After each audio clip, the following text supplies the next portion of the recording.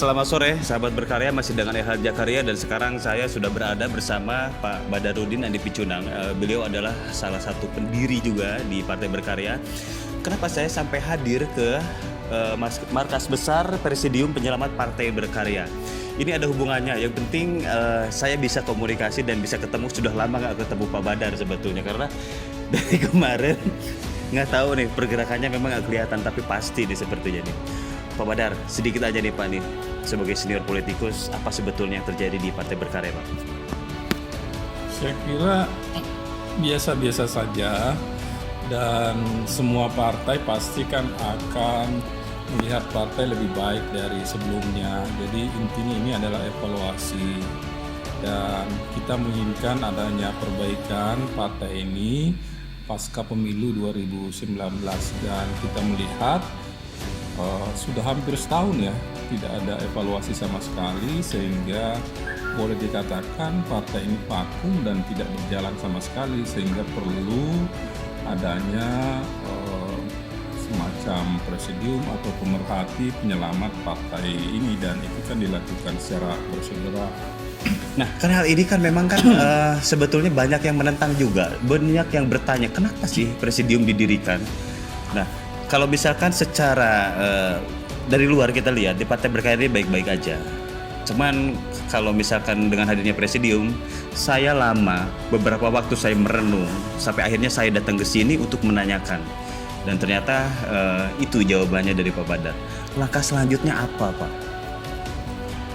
Ya, saya kira persoalan atau permasalahan di partai ini baik internal maupun eksternal semua juga orang tahu. Jadi jangan ada dusta di antara kita menutup-nutupi kekurangan atau menutup-nutupi kesalahan. Saya kira di daerah-daerah juga bergejolak. Buktinya beberapa daerah pengurus provinsi maupun kabupaten kota kena PLT ya, di PLT kan tanpa sepengetahuan mereka, kemudian banyak lagi kebijakan-kebijakan partai tanpa melalui proses demokrasi, tanpa melalui sesuai dengan anggaran dasar, anggaran rumah tangga itu dilakukan. Apalagi kita tidak punya kompas, tidak punya turunan dari anggaran dasar, anggaran rumah tangga itu berupa PO atau juklak untuk semua kegiatan, termasuk yang terdekat ini adalah pilkada misalnya. Ini kan kocar-kacir di daerah. Apa itu bukan masalah? Itu kan inti dari parpol itu sesuai dengan undang-undang parpol, sesuai dengan ADRT kita, bagaimana parpol hadir itu untuk memberi pelajaran politik kepada masyarakat sebagai wadah bagi masyarakat untuk menyalurkan aspirasi-aspirasi politiknya.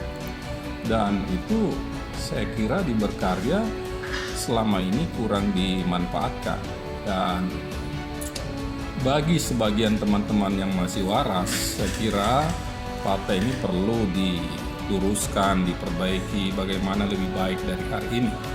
Ketika Pak Badar barusan dengan lahirnya presidium akan ada perbaikan ke depan. Berarti di sini ada sisi yang nggak beres nih, makanya diperbaikin. Nah, saya di sini sebagai media berusaha untuk netral ya Pak ya. Dan saya melihat apabila Pak Sekjen Priyo Budi Santoso melihat ini mungkin sesuatu hal yang aneh. Bagaimana pendapat Bapak kalau misalkan nanti ini tidak dapat persetujuan dari DPP lainnya, kan Bapak ketua DPP juga nih sekarang. Nah, yang lainnya bagaimana nih? Saya kira forum setuju tidak setuju selama ini tidak pernah diciptakan oleh ketum maupun sekjen. Dan wajar ketika komunikasi itu tersumbat, instrumen-instrumen sesuai dengan anggaran dasar itu diadakan. Dan boleh kita berdebat untuk itu. Selama untuk perbaikan partai, selama itu sesuai dengan undang-undang parpol, kenapa tidak? Dan intinya kita ini tidak ingin melihat partai ini dikelola secara otokrasi, otoriter, feodal dan sebagainya. Kita sekarang pasca reformasi ini, di mana parpol sangat terbuka, undang-undang politik juga menyarankan parpol itu harus terbuka, kebijakan-kebijakan harus melalui proses demokrasi, dan di anggaran dasar kita segala macam kebijakan itu harus melalui rapat. Apakah itu rapat pengurus terbatas, pengurus harian atau pleno? Selama ini kan tidak, suka atau tidak suka. Dan saya tanggapi ya, kami ini bukan orang liar. Kami ini boleh dikata yang mengawali keberadaan partai ini. Tidak mungkinlah kami membakar rumah sendiri.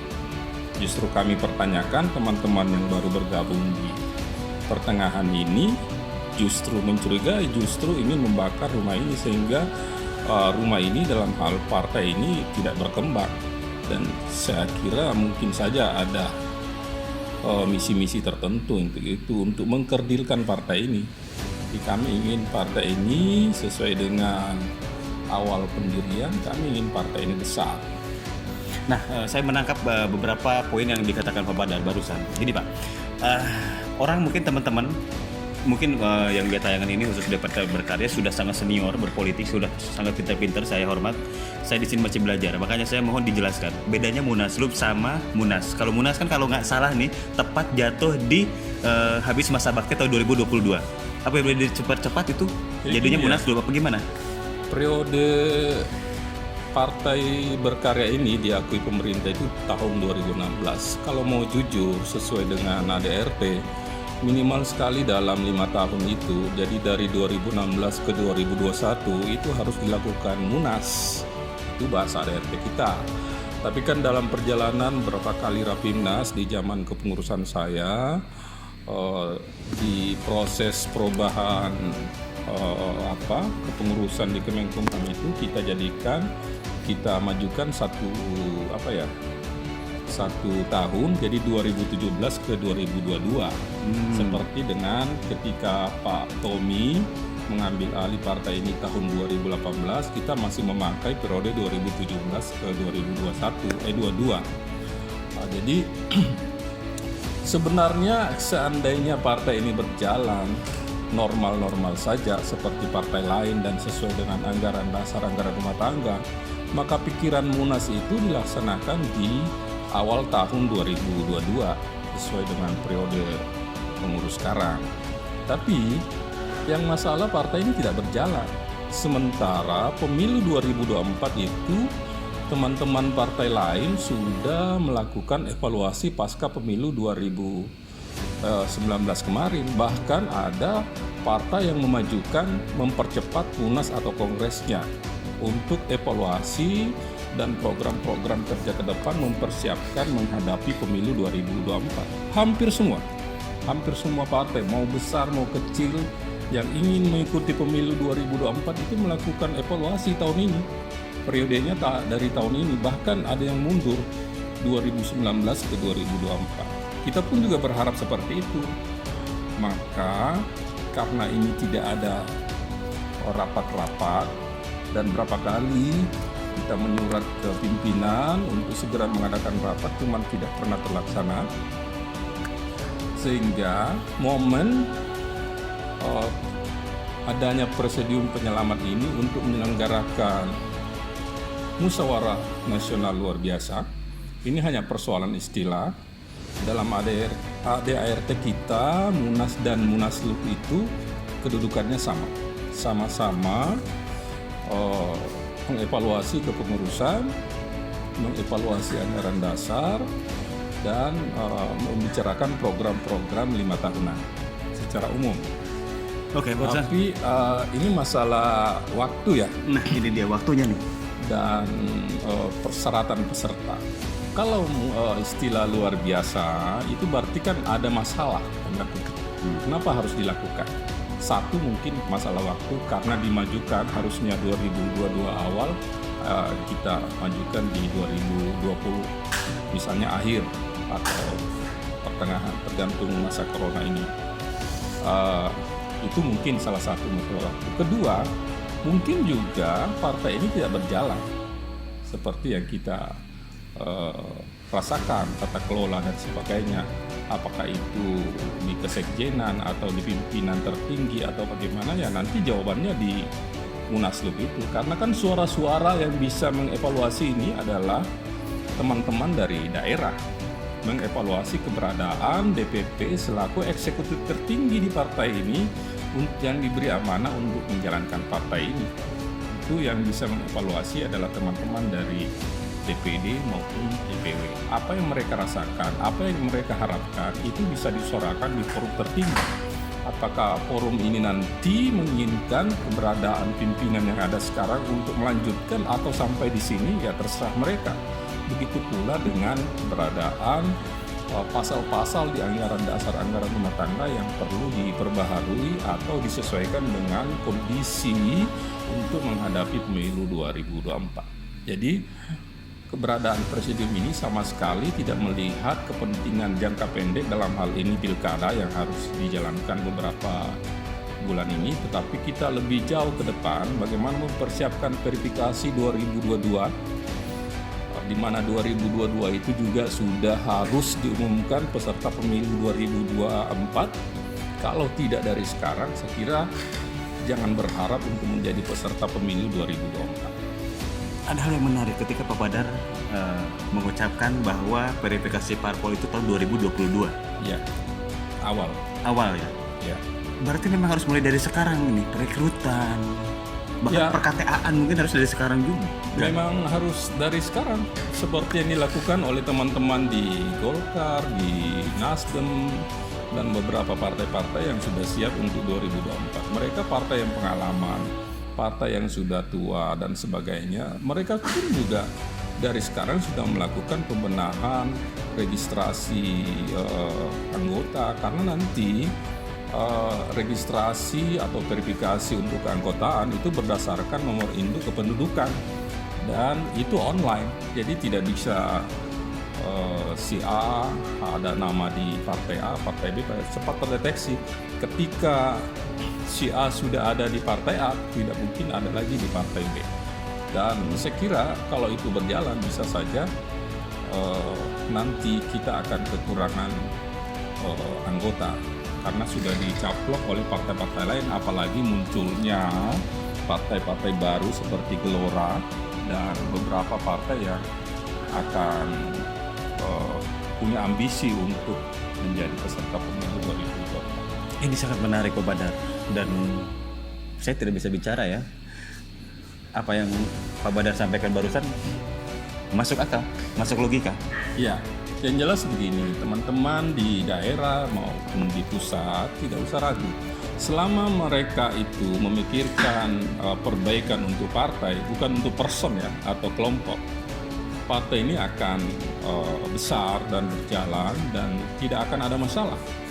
Kecuali kalau mereka memang mengkultuskan suatu seseorang atau kelompok untuk memanfaatkan keberadaan partai ini, saya kira itu salah. Dan undang-undang parpol pun juga pasti tidak memberi ruang untuk itu dalam hal ini pemerintah. Sehingga bagi teman-teman tidak usah terlalu apatis dengan keberadaan presidium penyelamat ini. Saya kira ayo kita diskusi, ayo kita buka berargumen, dasarnya apa, bagaimana solusinya. Seperti kondisi sekarang, kita boleh mengebu-ngebu untuk melaksanakan munaslup dalam waktu dekat ini, tapi ternyata kondisi negara kita, bahkan dunia, adanya pandemi corona ini tidak memungkinkan untuk itu, sehingga kita juga harus cooling down ya, termasuk teman-teman juga lagi lockdown di daerahnya masing-masing. Jadi ayo kita berpikir jernih mumpung waktu masih ada. Saya kira tahun ini memang harus kita laksanakan evaluasi, dan evaluasi yang memungkinkan itu untuk itu adalah musyawarah nasional. Apakah itu munaslup biasa, munas biasa atau munas luar biasa? Saya kira kedudukannya sama. Apakah itu dilaksanakan sebelum pilkada atau setelah pilkada, ya tergantung kondisi corona yang sekarang kita sama-sama terangi. Jadi kita juga menyesuaikan, jangan sampai kita terlalu berambisi seakan-akan kita ingin mengejar kondisi keberadaan des pilkada misalnya yang belum terbentuk atau rekomendasi SK untuk calon bupati, wali kota, gubernur, saya kira itu tidak. Dan kalau kita melihat data, kalau berharap nanti menunggu hasil pilkada 2020, berapa sih daerah yang Partai Berkarya bisa mengusung? Saya kira tidak lebih dari 20. Dan itu pun hanya pelengkap. Hanya ada beberapa daerah yang kita ada 4 kursi, dan itu hanya, kalau nggak salah, hanya Nia Selatan yang punya 4 kursi yang mengusung calonnya. Itu pun harus mencari 8 kursi lagi atau 4 kursi kalau tidak salah. Begitu pula di Lombok Barat dan sebagainya, kan hitung jari. Kalau berharap dari situ saya kira tidak berdasar sama sekali. Beda dengan Partai Golkar misalnya, hampir semua daerah mereka mengusung, atau partai-partai besar. Tapi bagi kita Partai Berkarya ini hanya 130-an kursi, dan itu pun kursi yang atau daerah yang akan melaksanakan Pilkada 2020 ini dari 100 berapa ya? 70 atau berapa itu? 270 kalau tidak salah. Kita hanya ada 20 apa 30 maksimal, di mana ada kursi berkarya sih. Itu ada 1 sampai 4 maksimal kalau tidak salah. 1 minimal 1 maksimal 5 kalau nggak salah di Lombok Barat itu. Jadi apa yang diharapkan? Kita bukan pengusung penuh, harus berkolaborasi. Iya, bersama-sama dengan partai lain untuk mengusung calon bupati atau wali kota. Jadi kita nggak bisa mengklaim bahwa ketika kita menang atau kalah di suatu daerah berarti kita yang menang di situ atau kita kalah di situ. Karena ini kepentingan beberapa partai, bukan jadi parameter untuk membesarkan Partai Berkarya. Hanya sebagian kecil. Yang perlu sekarang kita benahi adalah internal kita. Bagaimana kader kita, bagaimana pengurus kita, mulai dari pusat sampai kecamatan tingkat paling bawah yang nantinya akan diverifikasi oleh KPU di 2022. Pak Badar, terima kasih banyak atas waktunya dan terima kasih sudah mencerahkan pikiran saya. Karena jujur dari kemarin itu saya beberapa poin saya titiki, saya tandai ketika Presidium Munaslup ini lahir. Ada apa, kenapa, dan ternyata memang kemarin juga sudah ada salah satu narasumber dari salah satu inisiator Presidium ini yang menjelaskan bahwa ternyata iya juga gitu kan. Saya juga belajar banyak di sini. Saya sebagai milenial belajar banyak, bukan hanya dari Pak Badar, banyak senior-senior politik yang sudah saya lakukan wawancara. Tapi kalau untuk yang khusus yang satu ini, saya menyerahkan ke Pak Badar semuanya. Jadi kalau ada apa-apa silakan kontak Pak Badar. Luar biasa. Pak Badar, terima kasih banyak atas waktunya, Pak. Kasih. Iya, makasih. Ini apa Pak tulisannya, Pak? Oh, itu Ayo sukseskan Munaslup. bagian dari semangat teman-teman panitia untuk menyukseskan. Kalau dulu lolos verifikasi Pak ini Pak. Iya. Lolos verifikasi, ntar gitu lagi ya. Amin. Harus ya. Amin. Ya.